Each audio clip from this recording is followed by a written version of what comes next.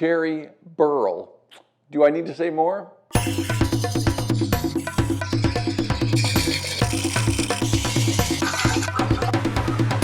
Hi, I'm Kent and welcome to Turn a Wood Bowl. Today I'm super excited. We're going to turn a cherry burl blank. This is unbelievable piece. It is huge and these are very rare. These happen at whatever ratio, 1 in 100,000 or 1 in a million in nature. These essentially are growths on trees that are completely random. It's where the genetics of the tree kind of get confused or scrambled and the grain of the wood just starts doing random patterns and shapes and things like that, which brings up a couple points. Number one, we will not have a particular supported grain cut direction like we normally do with a side grain mounted bowl. And if you're not clear about what a supported grain cut is, you want to check out this video. Watch that after you've seen this video. It's super important to understand what a supported grain cut is. But with this piece, there really is no supported grain because that grain is going to kind of loop around. I think of this as like a big ball of cookie dough that's been laid out flat and kind of balled up on top of itself. And that's usually what's happening inside of these. So you'll have grain direction going all over the place, which means we'll be cutting with the grain sometimes, we'll be cutting through the grain, we'll be cutting against the grain.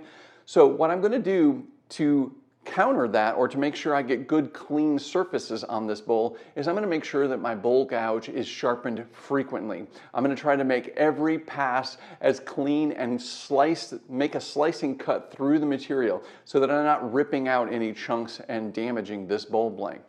I want to thank Chuck Walton for sending me this blank. Thank you, Chuck. You sent me this blank through the mail, which is incredible. I don't know how you did it. It's pretty amazing. And I am honored to be able to turn this. So it's super cool and I can't wait to see how this turns out. Now, another thing I get asked all the time about turning burl is, how do I find the bowl blank? Well, this piece, this guy's heavy. This piece was huge. So it's pretty easy to find the bowl blank cylinder inside this. So that was pretty easy.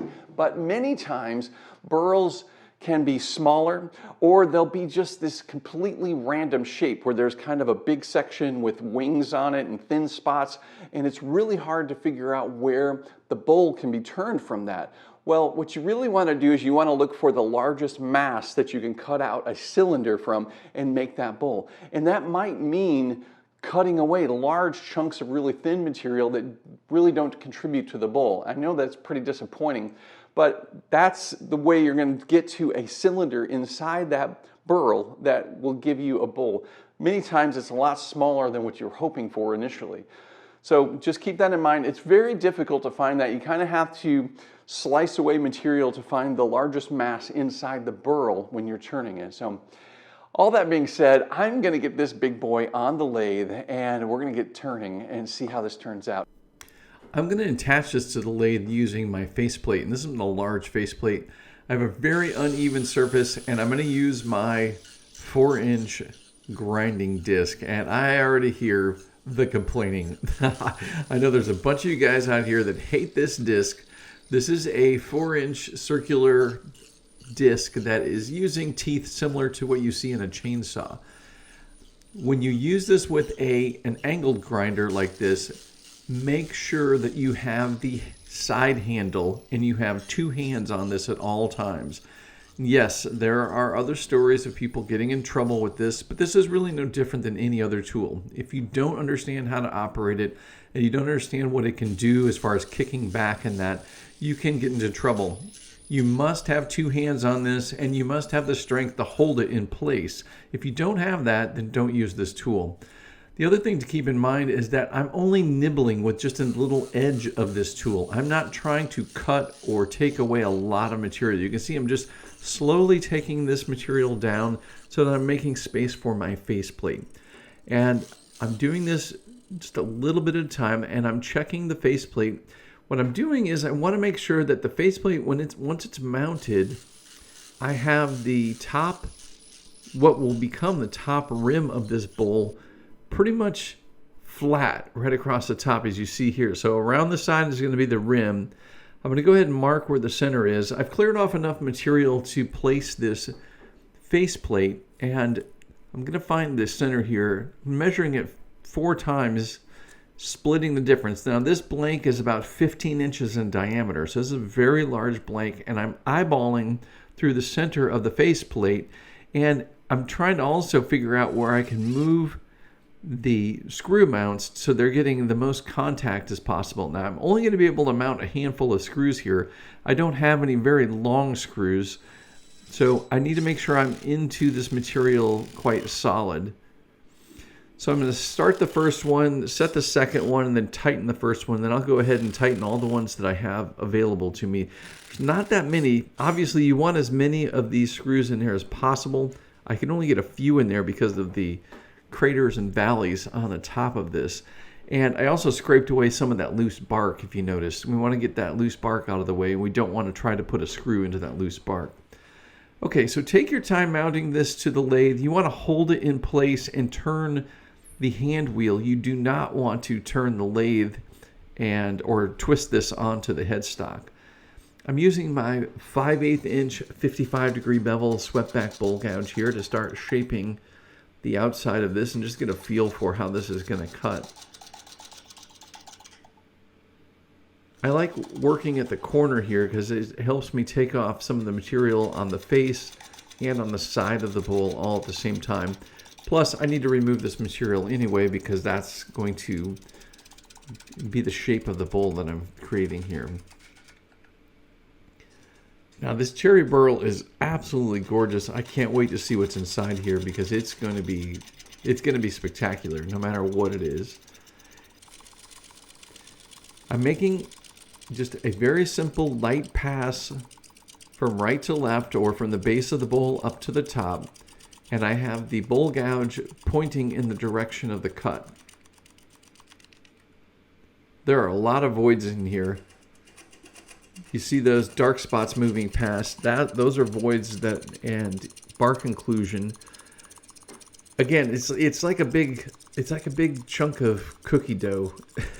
If you laid out and spread out like a full cookie sheet of cookie dough, but then you just grabbed it with two hands and just wadded it up into a ball, that's kind of how the grain direction goes in a burl.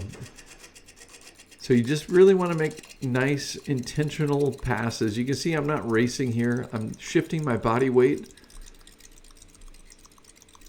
And I'm letting the bowl gouge do the cutting here. Now this is a roughing cut, so I'm not trying to make a nice finishing cut. I'm kind of removing a relatively thick part or thick amount of material here all at once. We're just going to get this corner whittled down a bit and then we'll continue on. Also, if you noticed, I brought the tailstock up for added support. With the tailstock in place, this blank is pretty much pinned between the mount on the faceplate and the tailstock itself. There's a very poor chance of this coming off the lathe. I'm pretty comfortable with the amount of screws that are in there in the faceplate, but I would really like to have more in there. Quite honestly, if I have a flat piece, and especially if it's a big heavy piece like this, I'll put a screw in every single hole on that faceplate just to make sure I've got a good secure connection. In this case, I probably only have 6 or 8 screws in this total. And it's secure, but it's nice to have a little bit extra insurance, and that's what the tailstock's providing. Here you can see how deep the cut is that I'm making. Again, this is a roughing cut. It's actually slowing the lathe down a little bit. If you feel the lathe or you hear the lathe starting to slow down, just back off your cut a little bit and let the lathe catch up.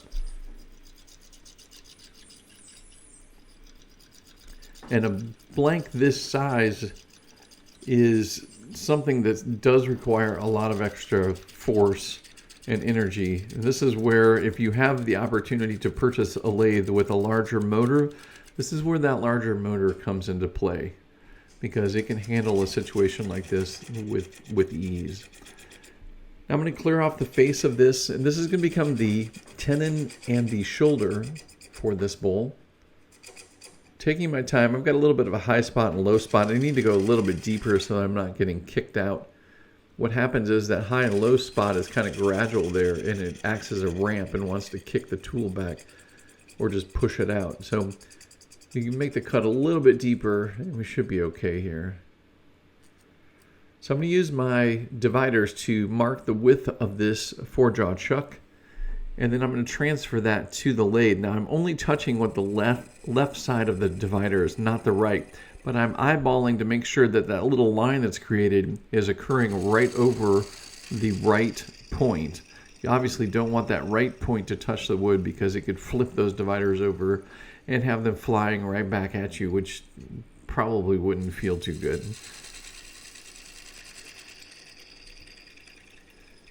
I like to define the tenon and the shoulder right away because that's going to be the base of the bowl. And once we have the top rim established, then essentially we just need to connect A to B. So we connect the base up to the rim and we start forming the shape of this bowl.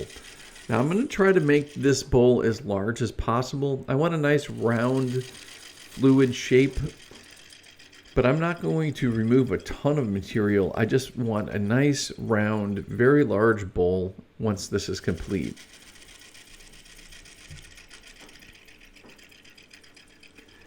Now I'm a little bit concerned with the voids that are in here. I don't know how much trouble they're going to give me.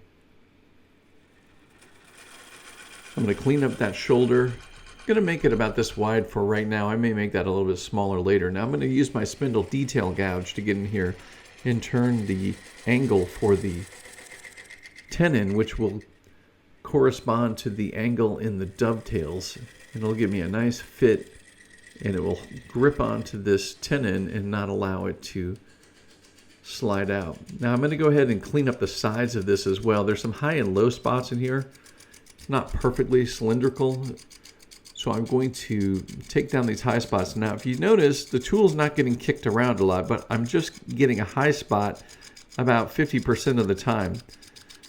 What's happening is I'm applying downforce into the tool rest. I'm not trying to press into the bowl at all.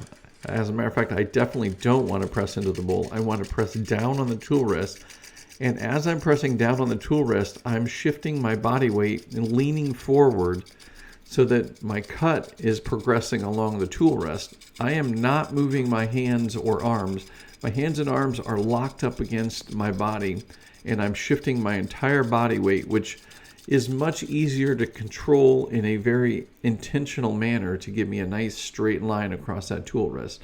If I start trying to push my hands, it's going to be all wobbly. It's a great big bark enclosure there, and I'm a little worried about that. I did a bowl a long time ago that was a really dangerous burl. I'm going to put a link for that bowl up here in the corner. Check that out when you're done with this video. It was actually pretty cool, but I thought for sure that thing was going to fall apart because of all the wings and bark enclosure in it. It was a little bit scary. It was a very dangerous turning. I wanted to share this camera angle with you so you can see how I'm shaping this bowl. Now I have the tenon and the shoulder established and the top rim, and I'm simply going to create this curve, this fluid curve linking the two together. As I was saying, I'm not using my hands or arms to change and move the bowl gouge. Instead, I'm shifting my body weight. You can see from this angle how I'm holding the bowl gouge steady and simply shifting from right to left, from the base of the bowl up to the rim of the bowl. And I'm holding that gouge up against my side to steady it as well. And I'm applying down pressure into the tool rest. You don't ever want to push the tool into the blank itself, because you're going to have, essentially you're going to be riding, the bevel will be riding on all of the imperfections in that wood. And in this case, you can see I have that void in there. So there's going to be continuously a clicking or they're going to be issues. You basically want to ride and slice across the surface. And I'm going to sharpen my gouge here really quick because I want a nice clean cut here. You can see what I'm doing. I'm basically simply cleaning up that area. You can see where the built up material is. Some of the fruit woods, such as dark cherry and that, have a lot of sugars in them, so it will actually somewhat scorch, or looks like it's scorching the edge of the blade, which is actually good for sharpening because you can see where you cleaned it up, and that's what we're looking for there. looking for a clean edge. Now, I have an outside curved tool rest that I'm going to use here because it happens to fit this shape really well, and it's going to give me good support around this curve. So with that in place and a sharp edge on my bowl gouge, I'm going to continue cleaning up and refining this curve all the way around this gouge, or around this bowl rather.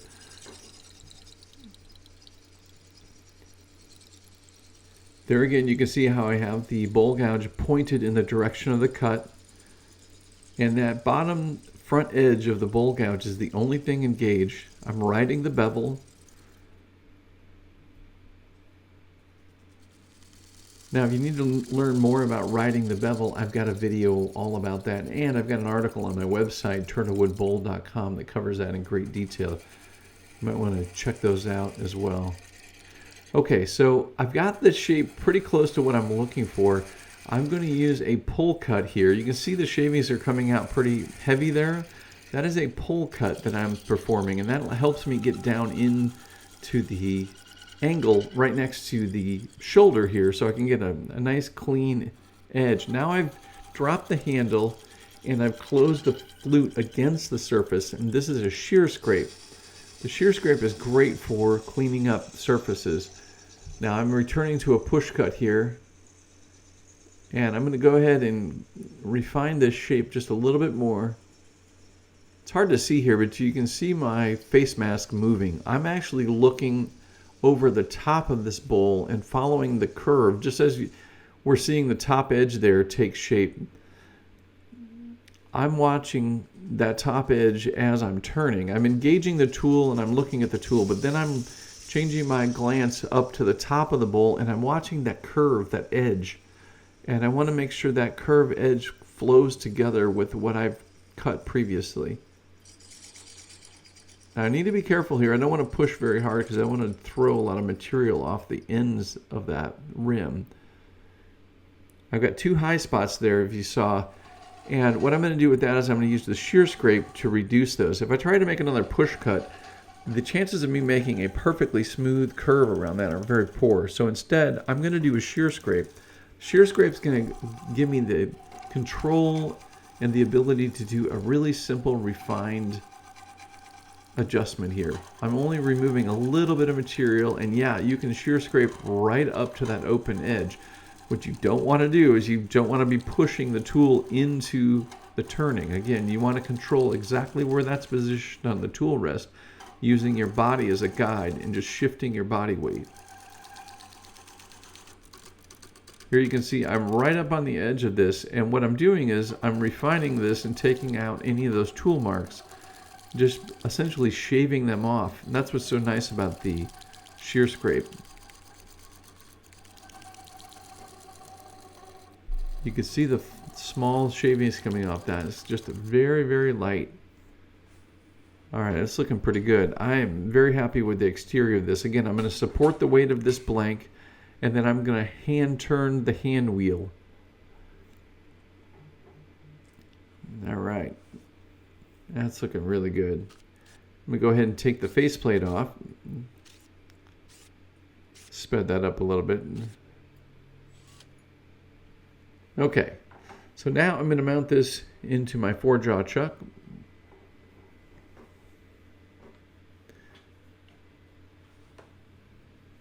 And this is where you really want to take your time and make sure your tenon is cut perfectly to fit your 4-jaw chuck, because you really want that to be centered. And again, I'm going to bring the tailstock up for support, especially initially.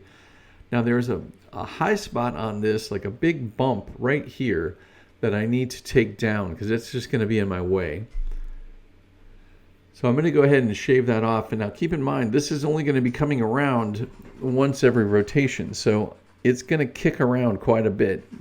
So again, I'm putting down pressure on the tool rest and just shaving the top of that piece off. Each time I reintroduce the bowl gouge, I'm only inserting the gouge just a little bit farther ahead of where it was the last time, so that I shave a little bit off of that high spot.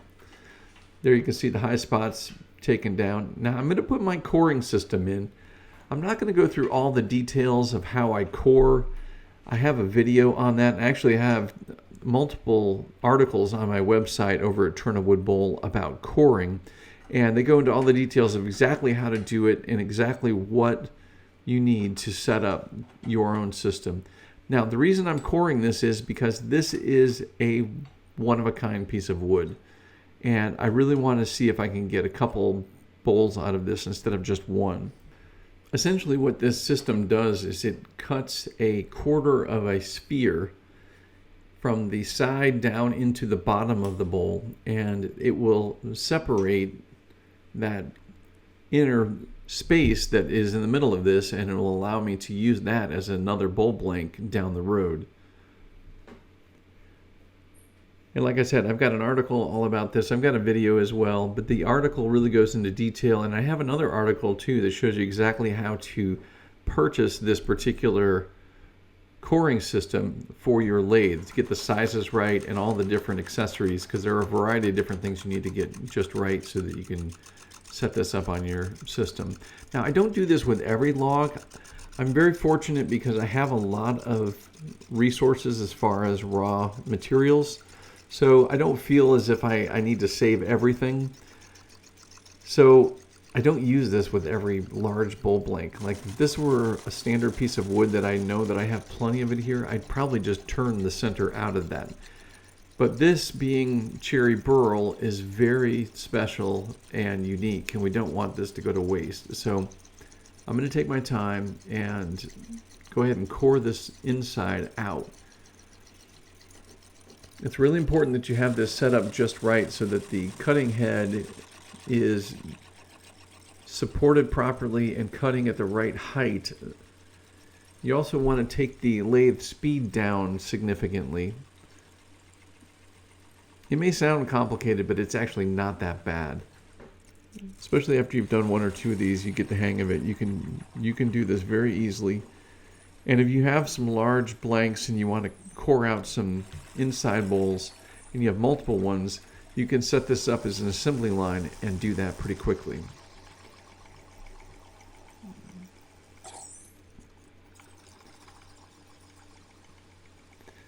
The big key here too is once you get down here where the cutting knife, they call it a knife, is down inside the piece quite a ways, you want to make sure that you pull the whole knife out periodically to let it clear those shavings. See, like that. When I pull that back out, that's clearing the shavings and lets those come free. You can get enough shavings caught up in the bottom portion of this cut that you're making where it can slow down and even stop the turning. So you want to make sure you periodically pause and pull the knife out so those shavings can be cleared away. But you continue down until this knife reaches down into the bottom and the blank is allowed to come free.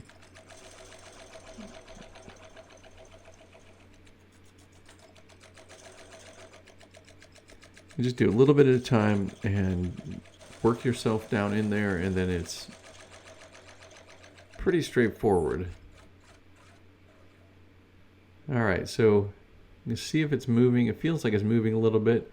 So what you can do is you can actually just pry it out of there.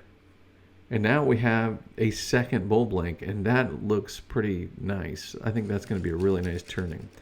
Okay, so with that out of the way, it's done a couple things. Number one, we have a new blank or an additional blank that we can use to make another cherry bowl, or cherry burl bowl, which is nice. And it also removed a big chunk of the material for this bowl, so that's less that we need to do as far as removal from this particular piece. So I'm maintaining and continuing with the 5/8 inch 55-degree bevel swept back bowl gouge. And I'm going to keep going down until I establish my wall thickness.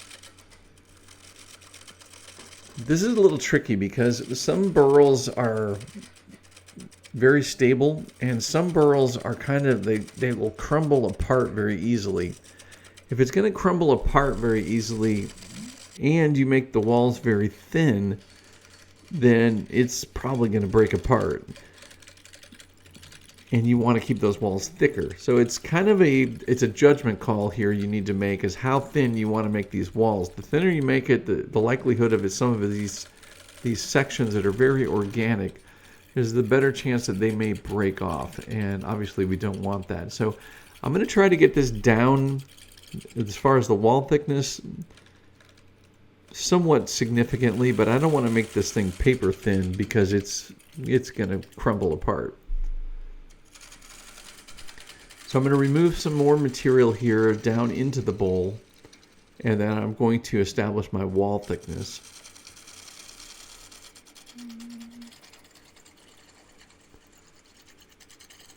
You can see the shavings coming off here are random short shavings. That's a good indication that we don't have any long grain in here. When we have a side grain mounted bowl blank, we have side grain, in grain, side grain, in grain as it goes around. Well, those side grain sections are somewhat long, and they'll make those big curly shavings. Well, we're not getting that. And that's because we don't have any long grain in here. We have lots of weird interrupted short sections of fibers, and those are getting cut. And that's also why we're getting all of the kind of small shavings coming off. Okay, I'm going to switch to my inside curved bowl gouge. That's going to allow me to get up into that inside edge a little bit easier and have a lot more support for the bowl gouge. Now, if you've seen my other videos, you know how I like to turn. I like to turn from when I'm doing the interior, I like to turn from the rim down into the base of the bowl. And I want to remove as much material as possible, get to the wall thickness, and then I'll work a section and make sure it's cut exactly the way I want it, and then I don't return to it. We're doing a lot of removal and a lot of hard grain, and we're going against grain and through grain, so I'm going to go ahead and sharpen again.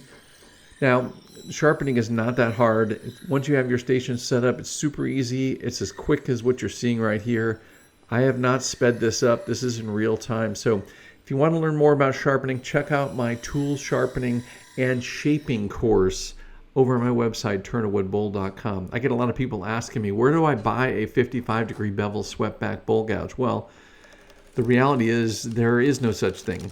You basically go purchase a bowl gouge, and you can make it a 55-degree bevel swept back bowl gouge once you have your sharpening station in place. And in my tool sharpening course, I'll show you exactly how to do that. Plus, I'll show you how to also shape a 40-40, a fingernail grind. Pretty much every tool that you'll use for making a bowl, I will teach you how to do that. And I'm going to show you how to shape a micro bevel bowl gouge, which I'm going to have here in this bowl in just a few minutes. You'll be able to see that in action as well. So you can learn how to shape all of those and how to keep those sharp by taking my tool sharpening course. So you might want to check that out. Okay, so the wall thickness feels really good here. It's really common, especially up on those top wings, to have tool marks, because if you think about it, those wings there's a lot of air between them. So you're cutting and then there's air, and you're cutting and then there's air. So they're going to flex a little bit and they're going to skip, and you're going to have tool marks there. Don't fuss over those yet. Leave those alone. If you try to keep cutting them, you're going to eventually make that rim so thin that it's no longer usable. Instead, get your wall thickness to where you want it to be and just stop. You can sand out those tool marks very easily when we get to the sanding portion of this, and I'll show you how I do that. Now I'm cutting through the center of this, and I'm actually doing a back cut to remove some of this core material in the inside of the bowl.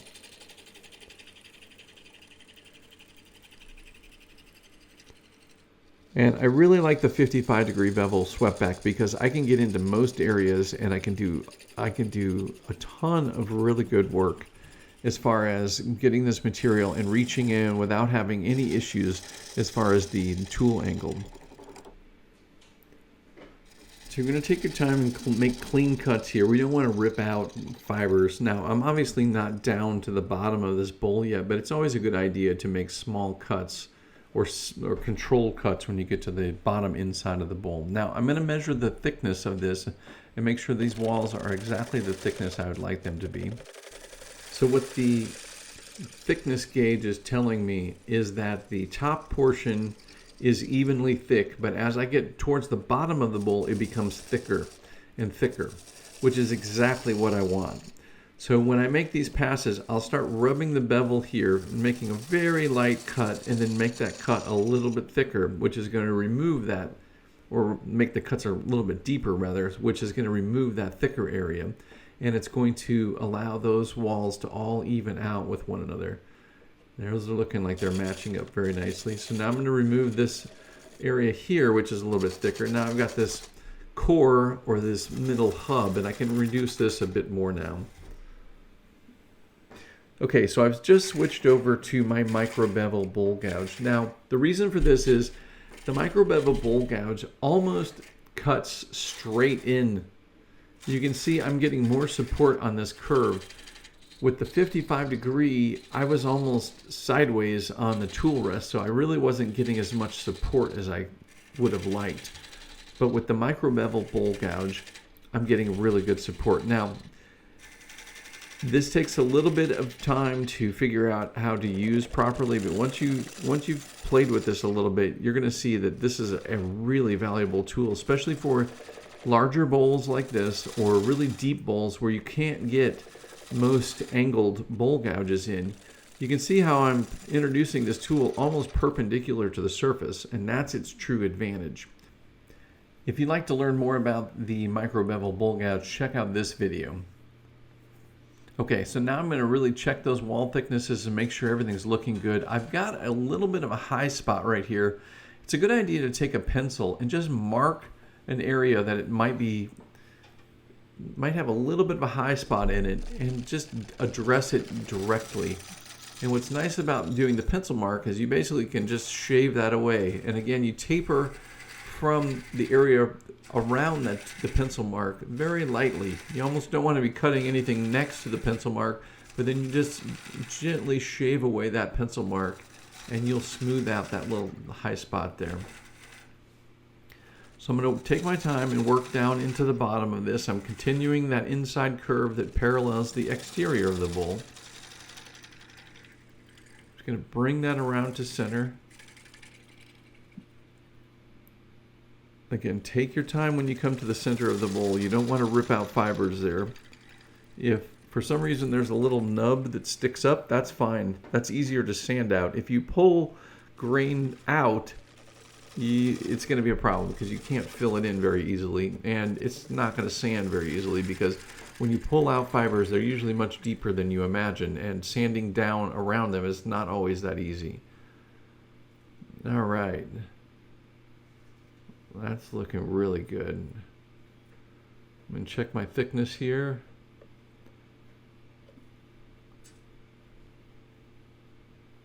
I need to take away a little bit more material. So again, I start slow up here, a very light pass, and then I take more material away in the bottom of the bowl because that's the thicker area. Light. So my 55 degree bevel swept back is at 55 degrees. The bevel is at 55 degrees. The micro bevel is at about 65 to 70 degrees. And that's what allows you to come into the turning almost perpendicular, as you're seeing here. And it's great for reaching down into the bottom of the bowl like this. Now, this takes a lot of force too to do that, so I recommend using a heavier bowl gouge. This particular micro bevel was created using a standard 5/8 inch bowl gouge. Now, that's a United States 5/8 inch bowl gouge. What does that mean? Well, the shaft of this tool is 5/8 inches in diameter, and the flute is a 1/2 inch. If you were to go to Europe and you ask for a 5/8 inch bowl gouge, their 5/8 inch bowl gouge, the flute is 5/8 of an inch, and the shaft itself is 3/4 of an inch.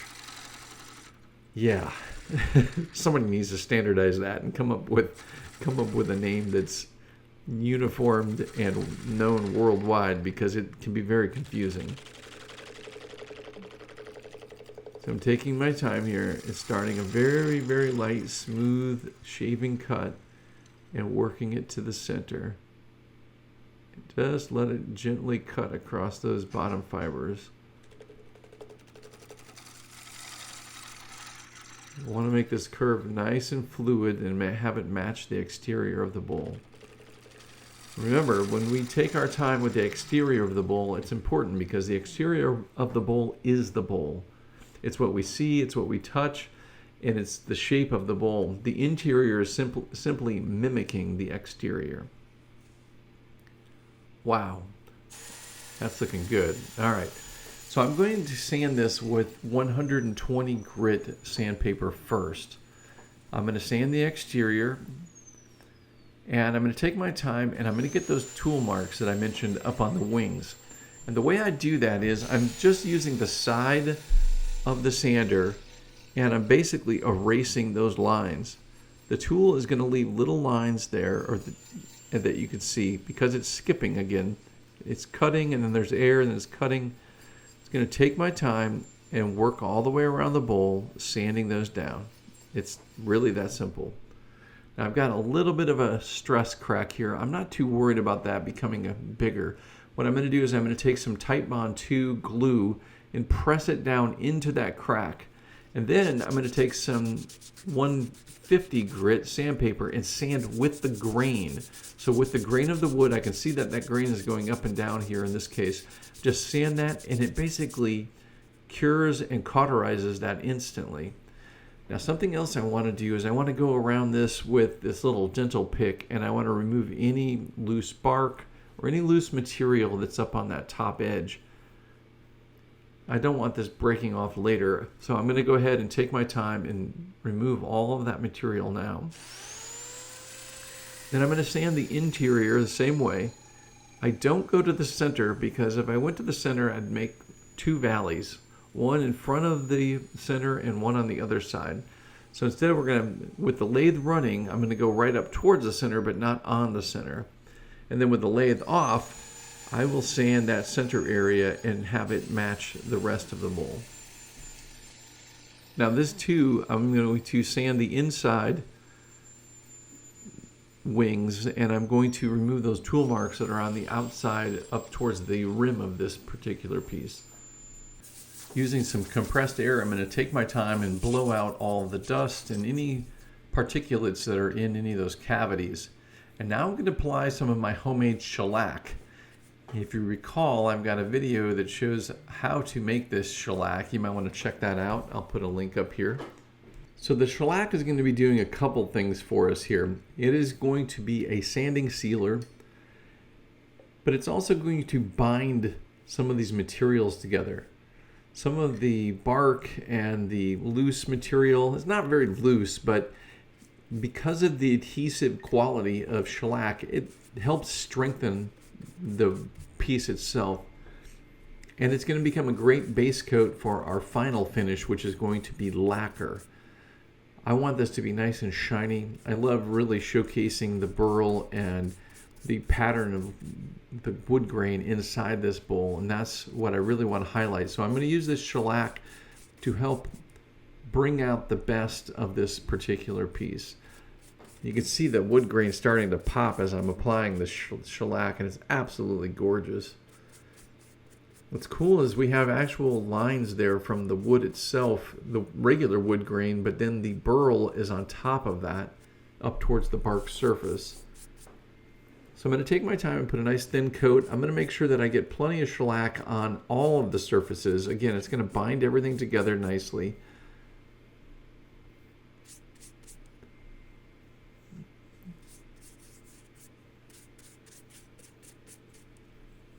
And you can make your own shellac. It's very simple to make, and it's a lot of fun. Now I'm going to let the lathe run for a little bit, and I'm going to let this dry and set up. It shouldn't take more than maybe 30 to 45 minutes for this to cure. There might be a little tackiness to it still, but I'll be able to continue sanding. Now if you recall, I sanded down to 120 grit. What I'm going to do now is I'm going to move from 120 to 180 to 240 to 300. You can see the splotchiness that the shellac creates. So I'm going to take my time and sand this the same exact way. I'm going to go around manually around the rim, and then I will turn the lathe on to do the areas that are continuous.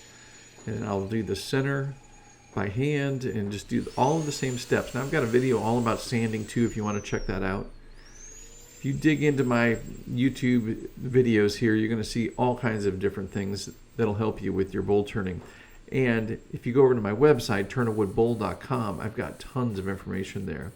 Now I'm going to spray gloss lacquer to this piece. Now that I've gone through all the sanding, cleaned it up, I'm applying light coats. I'm going to do about 4 light coats of lacquer, and this is going to give me the shine I'm looking for. And this is set up for about an hour, and again, it is dry and ready to go, and it is already just absolutely gorgeous. Look at that shine coming out of that. We're just glancing at it on the side there, and the wood grain looks amazing. All right, I'm setting up my jam chuck here, and I'm going to put a pad between the jam chuck and the bowl, and I'm going to bring up the tailstock and match up the nub from earlier when we had the tailstock up against it. And the beauty of that is it helps it line up perfectly. So when you use the tailstock early in your turnings and you come back to remove the tenon and the shoulder, you've already got this alignment made, and it's super easy to have a nice balanced turning and finish up the bowl. So I'm using my 1/2 inch 55-degree bevel swept back bowl gouge, and I'm doing push cuts towards the headstock. Now, it would be kind of easy to just cut a straight line across the bottom of this and make the bottom of this bowl nice and flat. But the reality is this wood will probably move at least a little bit over time. And what's going to happen is that flat bottom will not be flat anymore, and it's most likely going to have a wobble to it. So instead, and the other reason we don't want to do that is we don't want there to be this chunk that's really thick at the bottom of the bowl where the walls are relatively thin compared to the thick bottom, because it will hold moisture differently than the walls of the bowl will, and it will most likely cause cracking. So instead, what we want to do is we want to turn away the inside of this foot, and we want to make this bottom rim almost the same wall thickness as the bowl.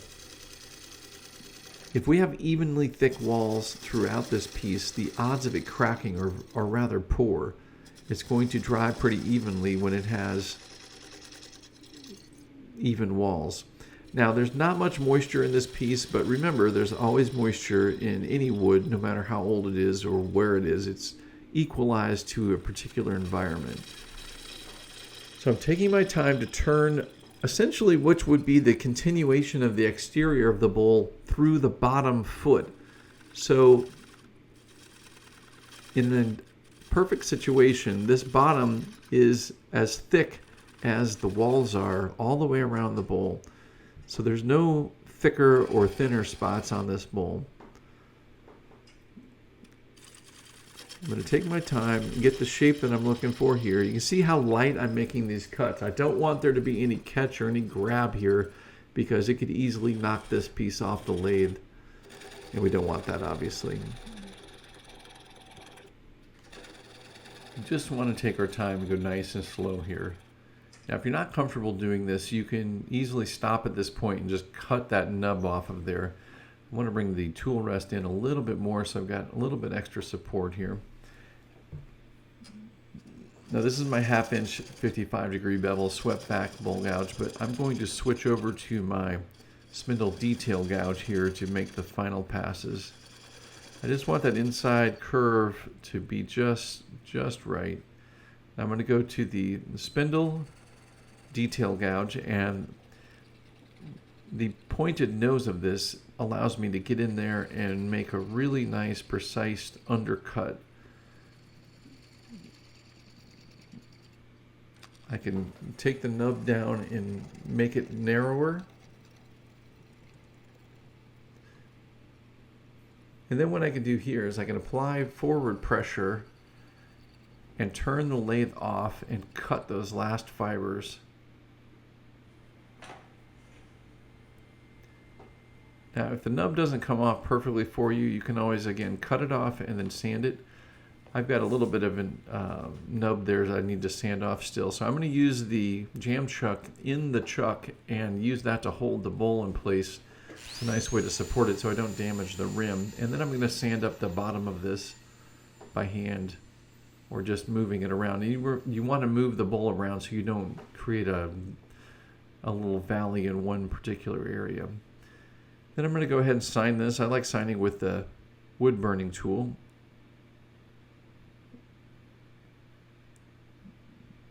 And I'll come back and I will spray this bottom with lacquer as well. Now I'll probably put a couple more coats of lacquer on this so that it's got a really, really nice shine and it's finished. And that's the cool thing about lacquer is you can always come back and add more coats. Look at this piece. Look at this rim. Now you can see the rim is pretty much the even height all the way around, and that's because I took the time to position that faceplate in just the right location. Look at the grain and the patterns in here. Absolutely gorgeous. It is so beautiful. I can sit and look at this thing for hours. It is so cool to see. Wow. I am super, super happy with this turning. And we've got another bowl blank that's waiting to be turned as well. That's super cool. Wow. Super, super happy with this piece. Now, was I right? Cherry burl speaks for itself. Look at that. This is absolutely stunning. Now, this piece wasn't solid burl, which is absolutely fine. This upper outer layer was pretty much burl, but inside is actually regular grain from the tree, which is actually kind of cool to see the two going together. You have kind of an ordinary straight grain, but then it turns into burl on the outside. So absolutely stunning. I am thrilled to be able to turn this. Thanks again, Chuck, for sending this. This is absolutely gorgeous. And the cool thing is we have another blank. There are two blanks. Yes, I'm going to turn this one in a future episode. And you probably are wondering, I get this question often, when we do a coring like that, how in the world do you attach that to the lathe? Well, stay tuned. In an episode coming up in the near future, I'm going to turn that into a bowl as well because it should have as much beautiful burl in it as this piece does. And we absolutely don't want that to go to waste. I am just blown away by this. I mean, looking at how this is all grown together in here it's absolutely stunning. And we've got a branch up here as well. So there were all sorts of different textures that I was cutting through. And that's why I was making nice, smooth, sharp cuts. And I probably went back to the sharpening station at least a dozen times. It's really important to keep your bowl gouge super sharp when you're turning something that has irregular grain patterns like burl. Look at that. It's absolutely gorgeous. Now I'm probably going to put another coat or two of lacquer on this. Actually, the pad that I used when I was turning the foot off of this actually absorbed a little bit of lacquer on the inside. It wasn't cured 100%. It was pretty dry, but it left a little mark there. But what's so cool about lacquer is I'll go back and spray that and touch that area up, as well as add another coat or two to this, which will increase that shine and that gloss. But what's cool about lacquer is the thinner that's in it will actually absorb into the previous coat and blend into it. For a film finish, lacquer is amazing that way because you can go in and touch up an area very easily by just simply spraying over it and it will dissolve into the previous layer. Super cool. Now I've got an article over at turnawoodbowl.com that talks all about how I've set up my system for spraying lacquer. It's really not that complicated. You might want to check it out. So go over to my website, turnawoodbowl.com, and check that out. All right, guys, if you've liked this video, do me a huge favor and click that like button. Thank you. It helps this video, it helps my channel, and I greatly appreciate you for doing that. Thank you. Be sure you're subscribing if you're not already subscribing, and check out my website, turnawoodbowl.com. Over there, I've got everything you need to learn how to turn wood bowls, including online courses that you can get started with right now. And I highly recommend, if you haven't started already, I highly recommend starting with tool sharpening. If you get your tool sharpening down, everything else will be super easy. And then you might want to progress into the bowl gouge mastery and the wood bowl turning course. Both of those courses are going to show you all the techniques and skills you need to turn wood bowls. So check them out, turnawoodbowl.com. All right, guys, thank you so much for watching. And as always, until next time, happy turning.